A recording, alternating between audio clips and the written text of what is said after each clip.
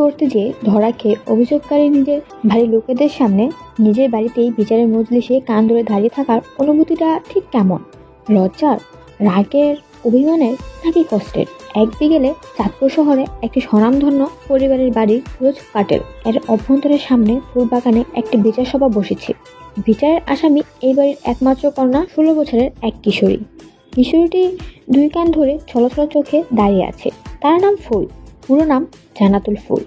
তার সামনে অ্যালুমিনিয়ামের বেঞ্চে বসে আছে তার বাবা নাজমুল সিতার, বড় চাচা আলতাফ সিতার, মামা আসলাম ভুঁইয়া ও ফুপা এনামুল হক। বিচারকরা সবাই গাম্ভীর্য বজায় রাখায় ফুলের বিরুদ্ধে অভিযোগ সে এক দম্পতি বাড়ির গাছ থেকে পেয়ারা চুরি করেছে, একদল ছেলে মেয়ে সহ। অভিযোগ এনেছে সালমা বানু আর জসিম মিয়া নামের এক দম্পতি। ফুলের বাবা গম্ভীরভাবে বলল, চিন্তা করবেন না জসিম ভাই, আমার ফুলকে বুঝিয়ে বলো, ও আর এমন কাজ করবে না। তৎক্ষণাৎ সালমা বানু কর্কশ কণ্ঠে উত্তর দিল, এই কথা তো আগেও কয়েকবার বলেছেন, কি লাভ হয়েছে? আপনাদের মেয়ে কি সহজ কথা বুঝার বান্দা? সোজা যেতে বললে যাবে বাকিয়ে। বড় চাচা নিচু স্বরে ফুলের উদ্দেশ্যে বলল, পরিমা, আর এমন করো না বাবা। আমাদের বাগানে যথেষ্ট পেয়ারা রয়েছে। প্রয়োজনে দেশ বিদেশ থেকে তোমার জন্য বিভিন্ন জাতের পেয়ারা গাছ রোপণ করে দিব। চাচার সাথে মামাও তাল মিলিয়ে একই কথা বলল। মামা, তোমার জন্য বাজার থেকে নিজে গিয়ে ভালো ভালো দেখে পেয়ারা নিয়ে আসবো। প্রয়োজনে খেয়েও দেখবো কতটা ভালো। এদিকে ফুল ভাবনায় ডুবে আছে। পেয়ারা চুরি করতে গিয়ে কি হয়েছিল? ফুলের বান্ধবী বর্ষা আর তার ক্লাস 5-এ পড়া ভাই বাদল আর ফুলের কাজে সবসময় সাহায্যকারী মিনা ও বকুল বাদকে এলাকায় টই করতে বেরিয়েছিল। মিনার বয়স 14 বছর আর বকুলের বয়স 11 বছর। দুজনেই তাদের বাসায় কাজ করে রিনা খালার ছেলে মেয়ে। ফুলরা ঘুরতে ঘুরতে সালমা বানুর বাড়ির সামনে এসে দাঁড়িয়েছে, কিন্তু সবার চোখ বাড়ির পিছনে ওয়াল ঘেঁষে পেয়ারা গাছে টস পাকা পেয়ারের দিকে। সবাই বাড়ির পিছনে ওয়ালের পাশে দাঁড়ালো। সালমা বানু ছেলে মেয়ে বিয়ে দিয়ে স্বামী স্ত্রী চাঁদপুরে থাকেন আর ছেলে মেয়েরা ঢাকা শহরে। সালমা বানু ঝগড়ুটা মহিলা, সবসময় কর্কশ কণ্ঠে চেঁচামেচি করে। বিশেষ করে এলাকার বাচ্চাদের সহ্যই করতে পারে না। দান দক্ষিণার বেলা 4 আনা না, আবার পরের থালার ভোগ করার দিকে নজর লাগানো স্বভাব 16 আনা আছে। তাই ফুলো সালমা বানু পিছনে পড়ে থাকে সবসময়। হ্যাঁ রে, আমি যা দেখছি তোরাও কি তাই দেখছিস? মিনা বকুলের চোখ দুটো চকচক করতে লাগলো কাছে পেয়ারাগুলো দেখে। ফুলদি, খেতে যা, লাগবে না পেয়ারাগুলো। শুনছি এই দরজাল বেটির গাছে পেয়ারা, খেতে যা মিষ্টি। দেখে তুই পেয়ারা গাছের দিকে তাকিয়ে বলল, আমার প্রিয় ভাঙ্গাচোরা সেনাদল, পেয়ারা গাছে করো আক্রমণ। বাদল একটু চিন্তিত ভাবে বলল, কিন্তু আপু, আমরা তো সবাই এই দেওয়ালটার থেকে ছোট। দেয়ালের উপর দাঁড়াতে পারলে গাছের ডালে পা রেখে পেয়ারাগুলো হাতানো যাবে। তা ঠিক বলেছিস, দাঁড়া আমাকে একটু ভাবতে দে। কোমরে হাত দিয়ে গাছের দিকে তাকিয়ে দাঁড়িয়ে দাঁড়িয়ে বৈজ্ঞানিকদের মতো করে ভাবছে ফুল কিভাবে কি করা যায়। বুদ্ধি পেয়েছি। বর্ষা ফুলের দিকে তাকিয়ে জিজ্ঞেস করলো, কি আইডিয়া? বাদল আর বকুল, তোরা দুজন ঘোড়া হবি। আমি তোদের পিঠে পাড়ি খেয়ে দেয়ালে উঠবো, আর দেয়াল থেকে সোজা গাছে। আর বর্ষা, মিনা, তোরা উঠবি কিন্তু গাছে না, দেয়ালে দাঁড়িয়ে বসে থাকবি। মিনা, তুই পাহারা দিবি ওদিক থেকে কেউ আসছে কিনা। আর বর্ষা, তোর কাজ হলো আমি পেয়ারা ছড়ে তোর হাতে দেব, আর তুই বাদল বকুলের হাতে দিবি পেয়ারা। বর্ষার চোখ মুখে স্বাধীনতার হাসি এনে বলল, আরে বাহ, এইটা তো মাস্টার প্ল্যান। এভাবে আমরা রোজ পেয়ারা চুরি করতে পারবো। ফুলের প্ল্যান মতো সবটা হলো। বাদল আর বকুল প্রথমে ঘোড়ার মতো হলো, ওদের পিঠে ভর করে ফুল ওয়ালের উপর উঠে সোজা পেয়ারা গাছের ঢালে চলে গেল। এরপর মিনা আর বর্ষাও উঠলো। ফুল পেয়ারা ছেড়ে প্রথমে একটা কামড় বসালো। আহা, কি স্বাদ, যেন অমৃত। চুরির জিনিসের স্বাদ যেন দ্বিগুণ থাকে। এমনি এমনি কি চুরি করতে আসি? নিচ থেকে বাদল বলল, ও আপু, তাড়াতাড়ি করো না, কেউ এসে যাবে তো। দাঁড়া, দেখছি তো। আগে টেস্ট করে নিলাম পেয়ারাটা আসলেই মজা হবে কিনা। পরে যদি দেখি পেয়ারা মিষ্টি না। ফুল একে একে পেয়ারা ছেড়ে বর্ষার হাতে দিচ্ছে, আর বর্ষা পেয়ারাগুলো বাদল বকুলের দিকে দিচ্ছে। ওরা ক্যাচ ধরছে, কারণ কোনোভাবে পেয়ারা মাটিতে পড়লে ওদের সব কটাকে ফুল মাটিতে গড়াবে, গাছ থেকে নেমে পেয়ারাগুলো খাবে। এমন সময় আগমন ঘটলো সালমা বানুর। চোখ তো নয়, যেন অলরাউন্ডের সিসি ক্যামেরা। এদিক ওদিক তাকাতাকি করতে করতে যে দেখে তার পেয়ারা গাছটিতে হামলা হয়েছে, সাথে সাথে চেঁচিয়ে উঠল, হাই হাই, কে কোথায় আছো গো? আমার পেয়ারা গাছ ভেঙে ফেললো। শিকদার বাড়ির বাদরের দল আক্রমণ করেছে। বজ্জাত বাদরের দল, দ্বারা দেখাচ্ছি তোদের মজা। সানাবানু চেঁচামেচির আওয়াজ পেয়ে মিনা বর্ষা লাফ দিয়ে ওয়াল থেকে নেমে যায়। আর এদিকে বাদল, বকুল, সালমাবানু আওয়াজ পেয়ে সাথে সাথে হাওয়া হয়ে গেছে।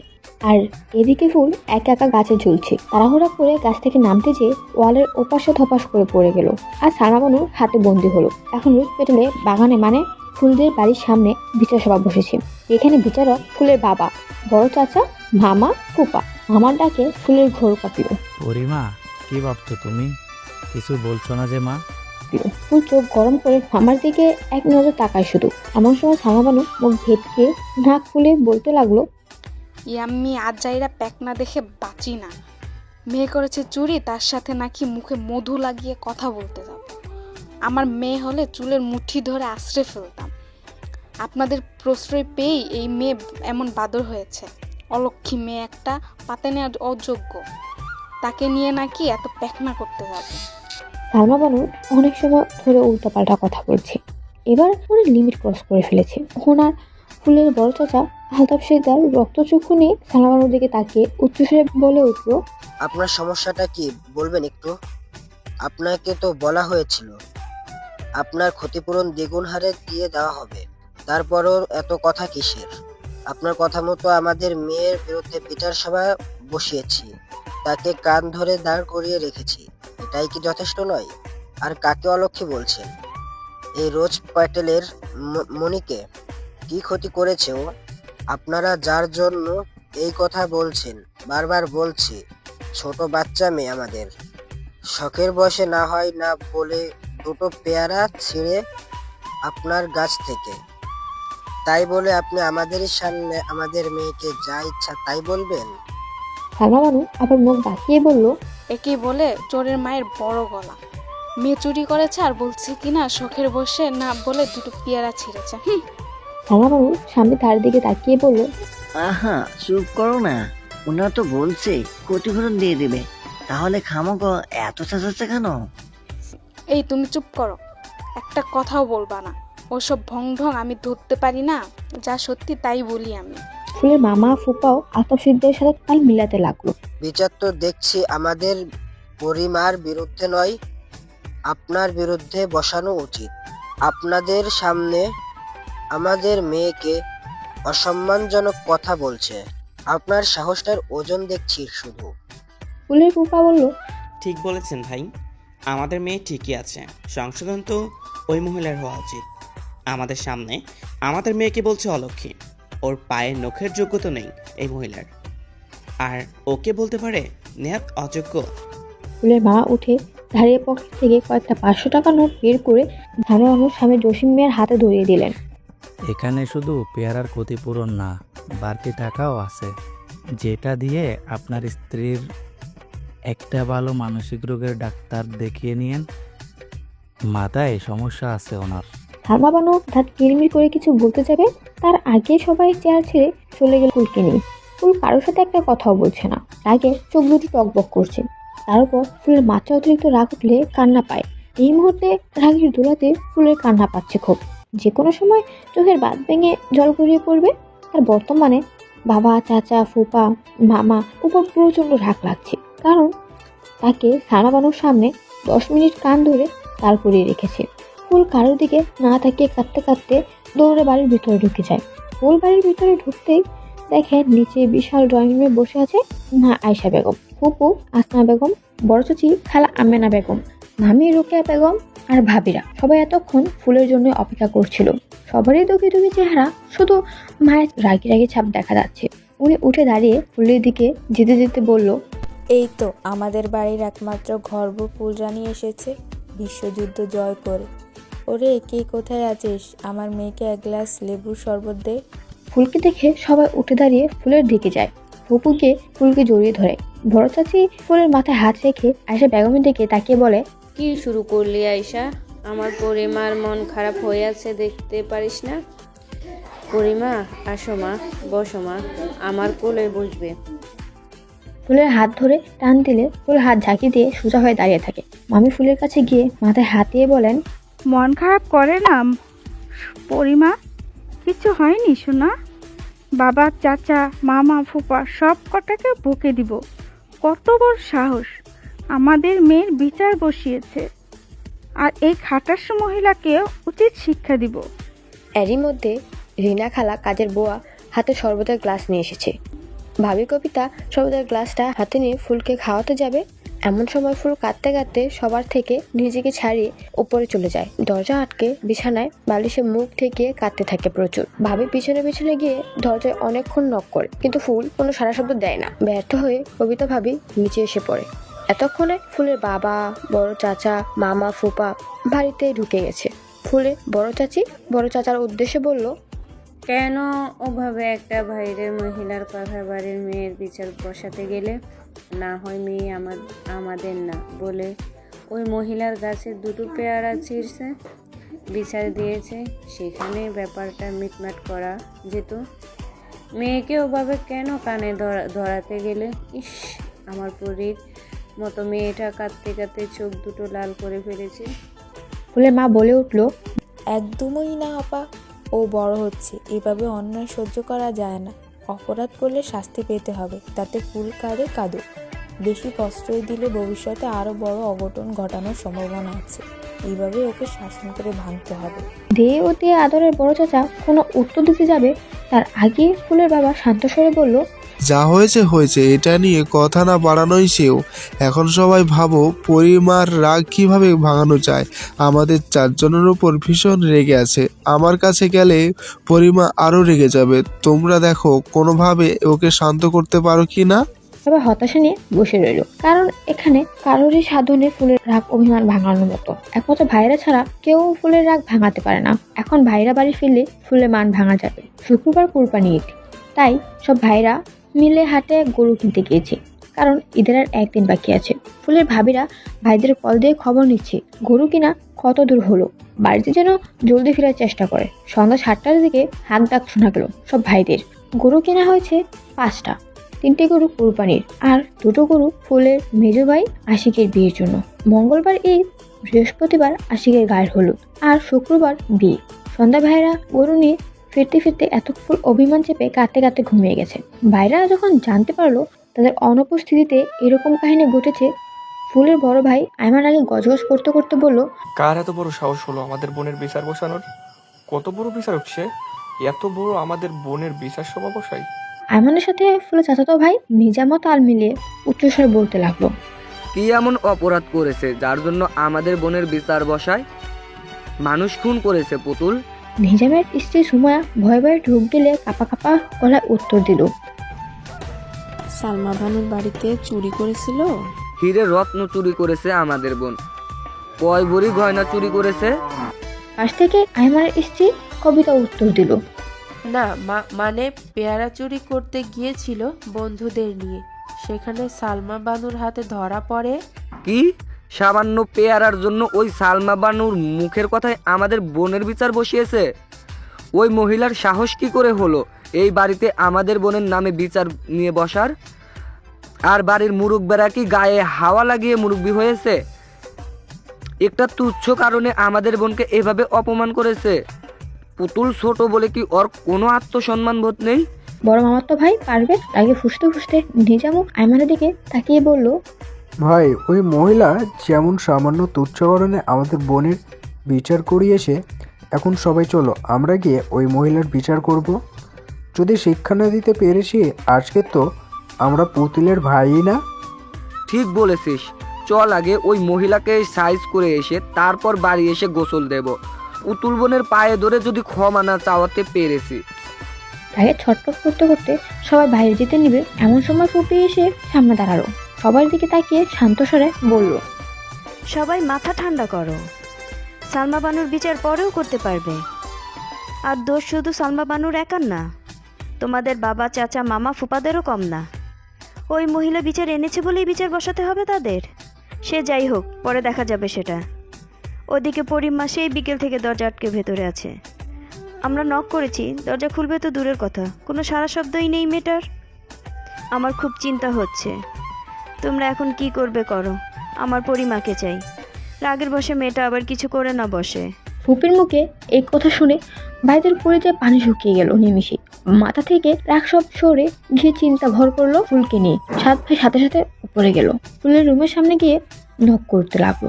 আশিক আয়মান দরজা নক করতে করতে ডাকতে লাগলো, বোন ঘুমিয়েছিস? পুতুল, বোন দরজাটা খোল, দেখ তোর ভাইরা তোর জন্য কি এনেছে।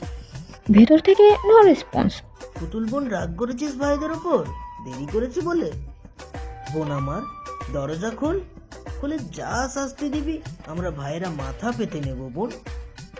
একের পর এক সব ভাইরাই ফুলকে ডেকে যাচ্ছে। ফুলের কোনো সারা শব্দ দিচ্ছে না। ভেতর থেকে দিবে কি করে? ফুল তো ঘুমে বিভোর অবস্থায়। ভেতর থেকে ফুল কোনো সারা শব্দ না পেয়ে সব ভাই আরো বেশি চিন্তিত হয়ে পড়লো। আয়েশা বেগম মুখ শুকনো করে ছেলেদের পিছনে দাঁড়িয়ে আছে। ভেতরে কেমন অস্থির অস্থির লাগছে। মনে হচ্ছে তখন ফুলকে ওভাবে কথাগুলো না শোনালেই পারতো। ভেতরে ভেতরে অপরাধবোধ হচ্ছে খুব। আয়মান আর নিজাম প্রচন্ড রাগারাগি করছে মা চাচিদের সাথে।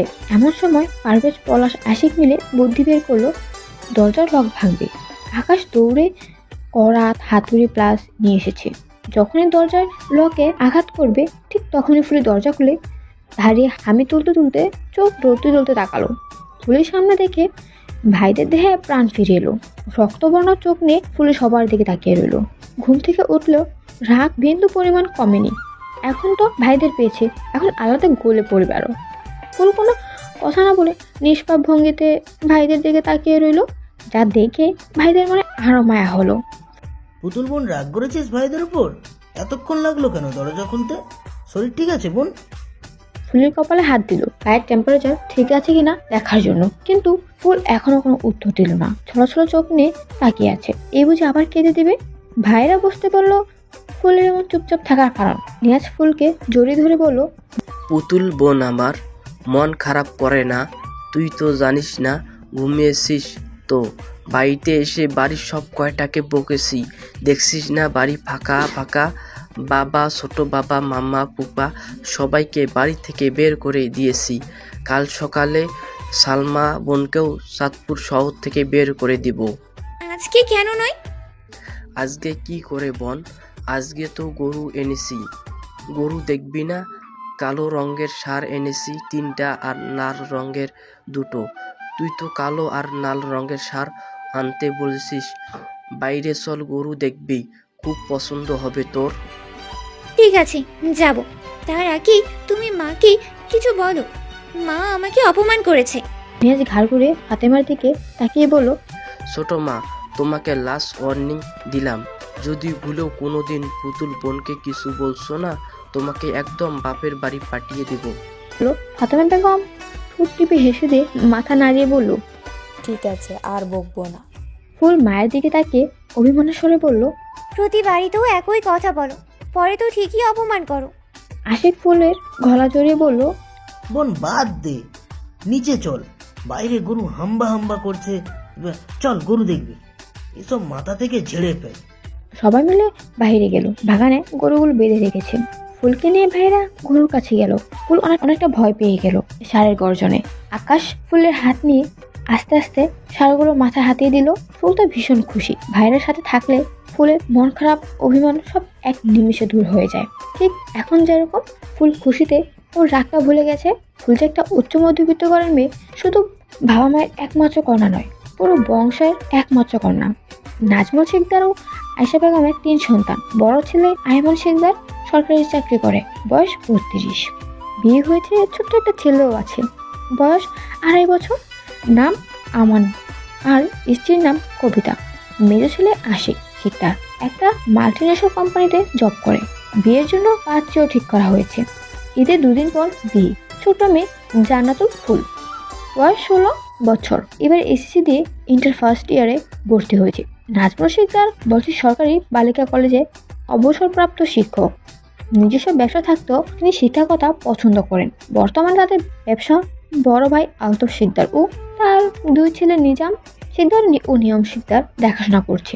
একটা বিশাল সিল্ক ও জামদানি কাপড়ের শিল্প ব্যবসা রয়েছে।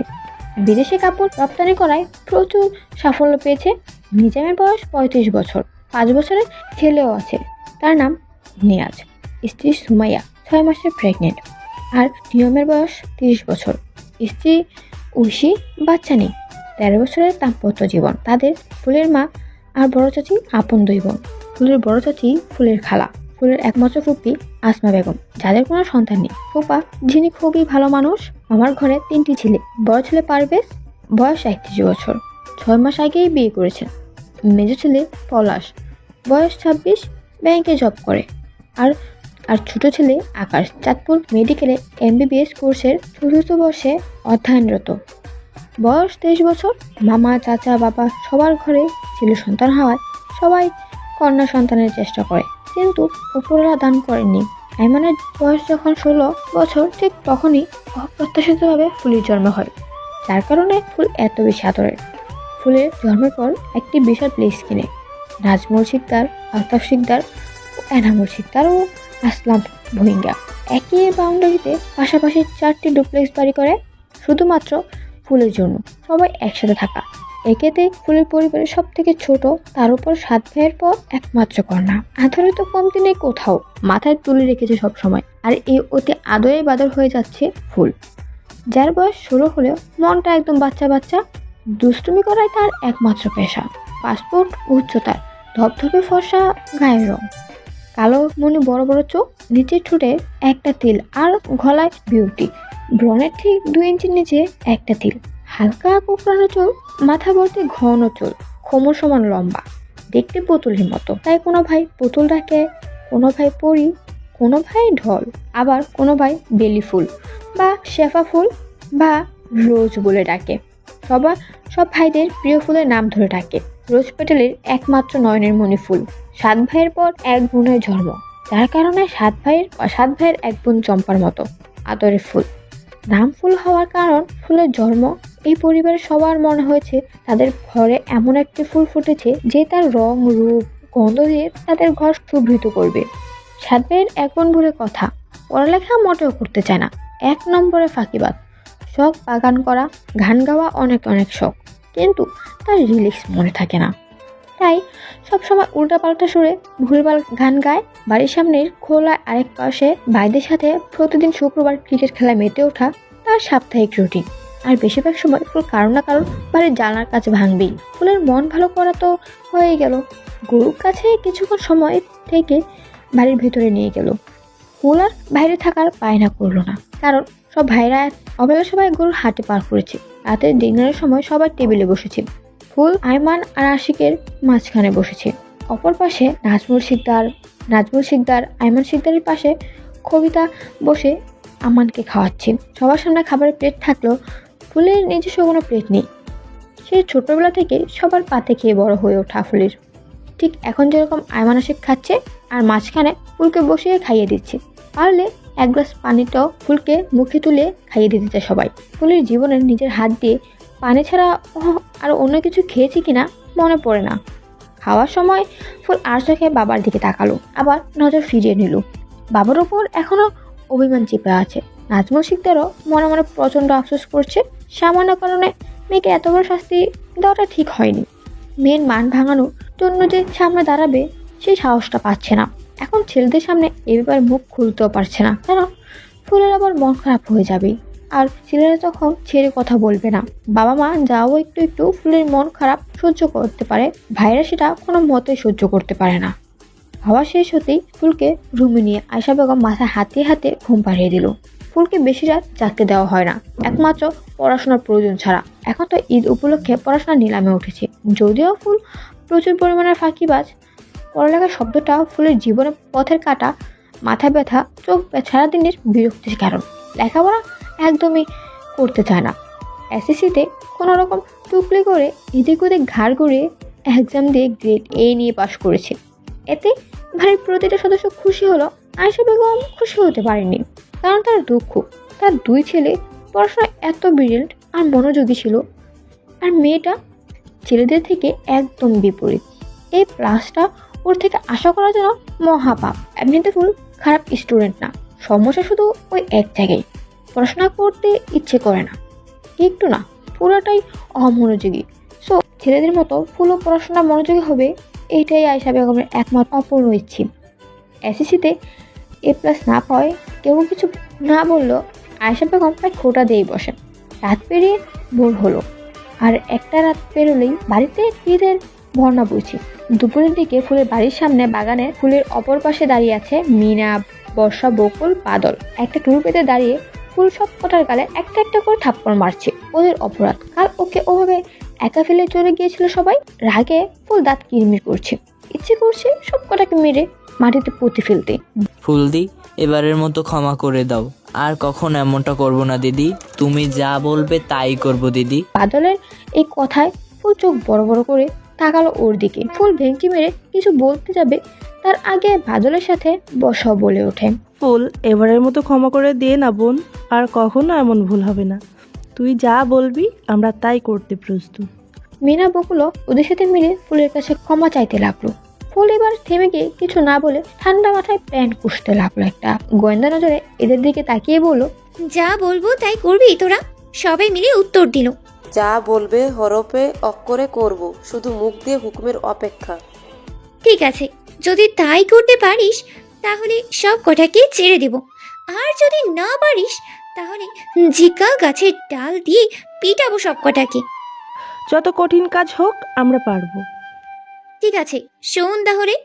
সবাই ফুলের কাছে এসে ভিড়ল। ফুল ওদেরকে ওর প্ল্যান বলল। এমন সময় ফুলের ডাক পড়লো। ফুল বাড়ির ভিতরে গেল আর ওরা ওদের কাজে লেগে গেল। আশিক ডেকেছিল ফুলকে। ফুল সামনে গিয়ে বলল, বলো ভাইয়া, কি বলবে? পুতুল, তোর ঈদের জুতোগুলো আমার পছন্দ হয়নি একদমই। চল মার্কেটে চল, আমি পছন্দ করে কিনে দেবো এখনই। ফুল উত্তেজিত কণ্ঠে বলে উঠল, কি বলছো ভাইয়া? শপিং তো তোমরাই করে দিয়েছো, তোমাদের পছন্দ মতোই সব কিনেছি। আর জুতোগুলো তো অনেক সুন্দর হয়েছে, খারাপ কোথায়? আমি জুতো পছন্দ করিনি, জামা পছন্দ করে দিয়েছিলাম। এখন চল জুতো কিনে দিব। ফুল উত্তেজিত কণ্ঠে বলে উঠল, ভালো লাগে না, এত জামা জুতো আমি কখন পরবো, লাগবে না তো আর। কথাগুলো আশিকের চোখের দিকে তাকিয়ে বলতে বলতে আশিক ফুলের দিকে তাকিয়ে চোখ টিপ মারলো। ফুল থেমে গিয়ে চুপ করলো। আশিকের ইশারায় কিছু একটা বোঝাতে পারলো। আশেপাশে মা, ফুপু আর বড় চাচি ছিল, যার কারণে আশিক ইশারায় কিছু একটা বোঝালো। ঠিক আছে, কিন্তু এখন যাব না, বিকালে যাব। ঠিক আছে, তাই হবে। আসরের নামাজ পড়েই বের হব। আচ্ছা, আমি এখন যাই। কোথায় যাবি? গরুর কাছে যাব। জানো, আজকে আমি গরুকে অনেকগুলো ঘাস খাইতে দিয়েছি। আশিক হেসে দিয়ে বলল, আচ্ছা ঠিক আছে, যা, তবে সাবধানে। গরুগুলো কিন্তু অনেক ডেঞ্জারাস। সিংহের ধারে কাছে যাবি না, আর পা থেকে দূরে থাকবি। আচ্ছা আচ্ছা, ঠিক আছে, তাই হবে, আমি গেলাম। ফুল একটা ভৌ দৌড় দিয়ে বাড়ি থেকে বাইরে গেল। এদিকে মিনা, বর্ষা, বকুল, বাদল ওরা ওদের কাজ প্রায় শেষ করে ফেলেছে। দুপুরের শেষ বেলায় যা ঘটনা ঘটেছে সেটা সালমা বানুর ধারণারও বাইরে। ফুল বাউন্ডারির বাইরে দাঁড়িয়েছিল আর ওরা সবাই ওয়াল পেরিয়ে ওপাশে গিয়ে সালমা বানুর বাড়ির দেওয়ালের চারপাশে গোবর দিয়ে লেপটে দিয়েছে। যখন সালমা বানু এই দৃশ্য দেখবে তখন হাত অ্যাটাকও করতে পারে। সাকসেসফুলি ফুলের প্ল্যান মতো ওরা মিশন কমপ্লিট করে বাড়ি চলে গেল। সালমা বানু চিৎকার চেঁচামেচি শুরু হওয়ার আগেই আন্দাজ করে ফুল আশির সাথে শপিং মলে যাওয়ার উদ্দেশ্যে বেরিয়ে গেল। ওই ভাইয়া, চলো না আজকে রিক্সা করে যাই। আজকেই রিক্সা নিয়ে যেতে হবে? আমার খুব রিক্সায় ঘুরতে ইচ্ছে হচ্ছে। আশিক ফুলের গাল টেনে বলল, আমার সেপা ফুলের যেহেতু ইচ্ছে হয়েছে, পূরণ তো করতেই হবে। ফুল বাড়ির এরিয়া থেকে বেরিয়ে রাস্তায় এসে একটা রিক্সা ডাক দিল আশিক। দুজনের রিক্সাতে উঠে সোজা চাঁদপুর সদর রোডে চলে গেল ফুলের জুতা কেনার উদ্দেশ্যে। ফুল জন্মের পর নানা, দাদা কাউকে দেখেনি। ডানুকে দেখেনি, নানুকেও দেখেনি। দাদুকে দেখেছিল, ছোট থাকা অবস্থায় সে মারা গেছে। দাদা নানাকে দেখতে পায়নি বলে ফুল সেই ছোটবেলা থেকে 3 মামাতো ভাইকে নানা আর নানা ভাই বলে ডাকে। নিজের দুই ভাই আইমানকে ভাইয়া আর আশিককে ভাইয়া, আর নিজামকে বড় ভাইয়া, নিয়মকে ছোট ভাইয়া বলে ডাকে। 2 ভাই বোন গল্প করতে করতে এসে গেল শপিং মলের সামনে। রিক্সা থেকে নেমে কে একজনকে কল দিল। ফুল বুঝতে পারছে না কাকে কল দিয়েছি, তবে এটা স্পষ্ট বুঝতে পারছি কেউ একজনের লোকেশন জানার চেষ্টা করছে আর নিজের লোকেশন বলছি। ফুলের হাত ধরে আশিক ঠিক 7টা শপিং মলে ঠিক নিচে দাঁড়িয়ে আছে। অপোজিট সাইডে প্রি ক্যাডেট স্কুল। ফুল এক মনে স্কুলের বাইরে গেটের ওই বিশাল সাইনবোর্ডের দিকে তাকিয়ে আছে। কিছুক্ষণ পর ফুল আশিকের দিকে তাকিয়ে বলল, ওই ভাইয়া, তুমি শপিং মল ছেড়ে এখানে দাঁড়ালে কেন? আর কতক্ষণ দাঁড়িয়ে থাকবো? আর কাকে কল দিচ্ছ এত? কে আসছে? আশিক রহস্যময়ভাবে উত্তর দিল। আসলেই দেখতে পাবি, ওয়েট কর। ফুল আশিকের দিকে গোয়েন্দার মতো তাকিয়ে বলল, তুমি যে আমার জুতো কেনার ছুতোয় অন্য কোনো উদ্দেশ্যে এখানে এনেছো সেটা আমি স্পষ্ট বুঝতে পারছি। আশিক ফুলের দিকে তাকিয়ে ফিক করে হেসে দিয়ে বলল, পাক্কা বুড়ি একটা। ফুল কোমরে হাত দিয়ে দাঁড়িয়ে জিজ্ঞাসা করলো, আমি আবার কি পাকামো করলাম? আশিক উত্তর দেবে ঠিক তখনই ওর ফোন বেজে উঠলো। সাথে সাথে রিসিভ করে ফোন কানে নিল। আর ফুল যেই না আবার সাইনবোর্ডের দিকে তাকাতে যাবে এমন সময় রাস্তার অপোজিটে নজর আটকে পড়লো। ওদিকে তাকে আশিককে ডাকতে লাগলো, ভাইয়া ভাইয়া ভাইয়া দেখো। রাস্তার অপোজিটে কানে ফোন নিয়ে দাঁড়িয়ে আছে আশিকের হবু স্ত্রী, তার সাথে বড় দুই বোন। আশিক এতক্ষণ হবু স্ত্রীকে কল দিচ্ছিল। ওর নাম অবন্তী। ফুল অবন্তীর দিকে তাকিয়ে হেসে দিল। ওরা রুট ক্রস করে ওপাশে আসতে যাবে এমন সময় আশিক হাত দিয়ে ইশারা করলো ওখানেই থাকতে। তারপর ফুলের হাত ধরে দুজন ওপাশ গেল। অবন্তী ফুলকে দেখে জড়িয়ে ধরলো। অবন্তী বোনদের সাথে এসেছিল কিছু বাকি থাকা শপিং করতে। অবন্তীদের বাড়ি মতলব থেকে কিছু দূরে এলাঙ্গার দিকে। সেই দুপুর এসেছে চাঁদপুরে। আর আশিককে জানানোর পর আশিক দেখা করতে এসেছে। ফুলকে সাথে নেই। ফুলকে সাথে আনার কারণ আশিক একা একা লজ্জা পায়, সেই জন্য। আকাশ কি বলছিল, কিন্তু আকাশ ব্যস্ত অন্য কাজে। পলাশ কি বলছিল, সেও ব্যস্ত দেখালো। তাই নিরুপায় হয়ে ফুলকে আনতে হলো। আশিক প্রচন্ড রকম লাজুক, আর অবন্তীও জুটেছে সে আশিকের মতোই লাজুক স্বভাবের। লজ্জায় দুজনেই একে অপরের দিকে তাকাতাকি করছে, কিন্তু কথা বলতে পারছে না। ফুলের সাথে টুকটাক কথা বলছে অবন্তী। ওদের শপিং শেষ করে একটা রেস্টুরেন্টে গিয়ে বসলো সবাই। সেখানে কিছুক্ষণ সময় কাটানোর পর সন্ধ্যার আগেই চলে আসে অবন্তীরা। আশিক ফুলকে নিয়ে বাইরে ঘুরে ফিরে আইসক্রিম ফুচকা খেয়ে ফুলকে অনেকগুলো চকলেট কিনে দিয়ে বাড়ি চলে গেল। শপিং করে দিতে চাইলো, কিন্তু ফুল কিছু নিতে চাইলো না। বাড়ি ফিরতেই জানতে পারলো সালাম বানু আবার বিচারে নিয়ে এসেছিল। তার বাড়ির দেওয়ালে গোবর লেপে দেওয়ার ওরকম অকাজ করার জন্য তিনি ফুলকে সন্দেহ করছে। কিন্তু ফুল তো প্ল্যানিং এর সাথে সব করেছে, যার জন্য কোনো প্রমাণ নেই তার কাছে। আজ ভাইরা বাড়িতে থাকায় সালমা বানুকে ইচ্ছে মতো কথা শুনে জেরে দিয়েছে। রাতে বাড়িতে খুব হইচই চলছে। সবাই একসাথে বসে মেহেদি দিচ্ছে। আনন্দের শেষ নেই। সোফা রেখে সবাই ফ্লোরে গোল হয়ে বসে আছে। আকাশ সাউন্ড বক্স গান বাজাচ্ছে। ফুল নিয়াজের সাথে খেলা করছে, আবার আশিক আর আকাশের সাথে খুনসুটি করছে প্রচুর। ফুল একটা মেহেদি হাতে নিয়ে সব ভাইদের হাতে একটু একটু করে লতাপাত আঁকাকে করে দিচ্ছে, যা তাকে দেখার মতো না। উল্টো পাল্টা যা মন চায় তাই আঁকছে।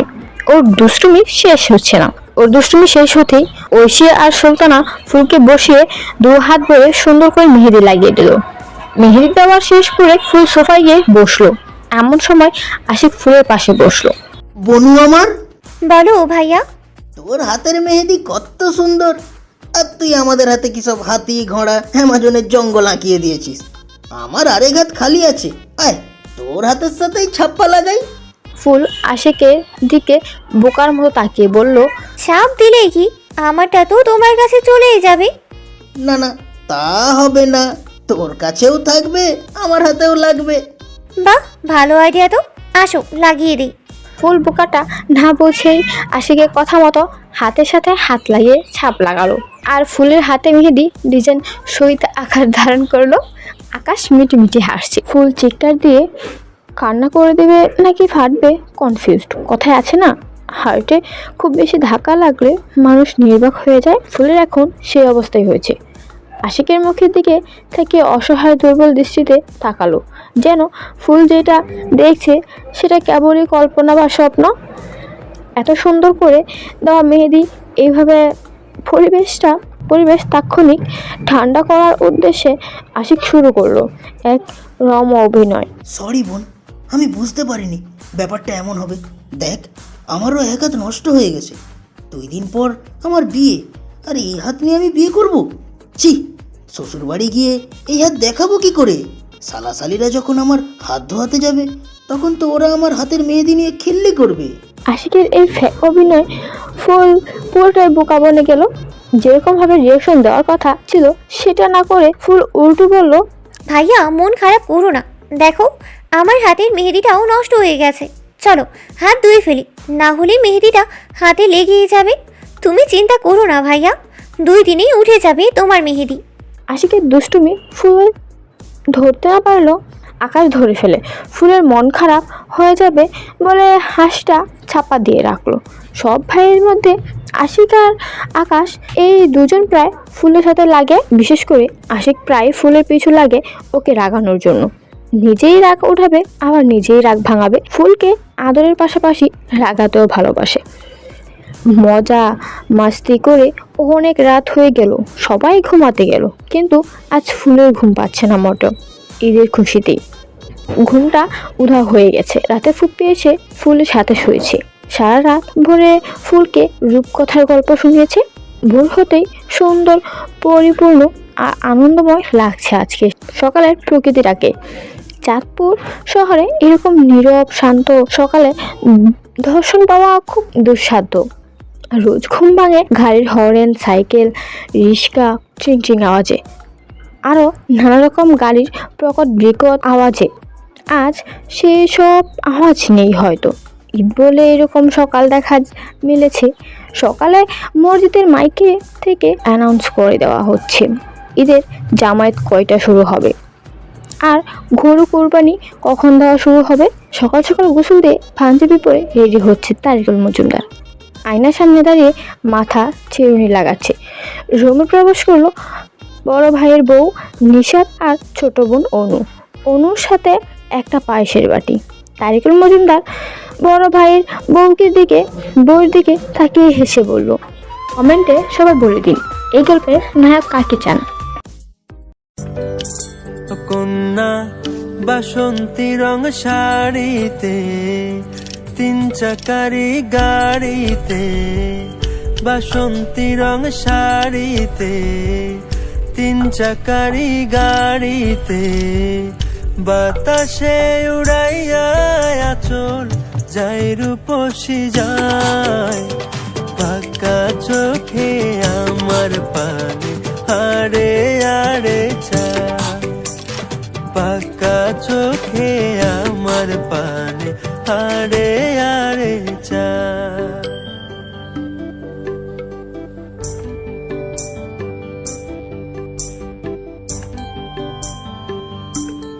ও 2 হাত ভরা কাচের চুড়ি, পায়ের উপর পায়েল, এক পলকেই সেজে আমার মনটা করলো ঘায়েল।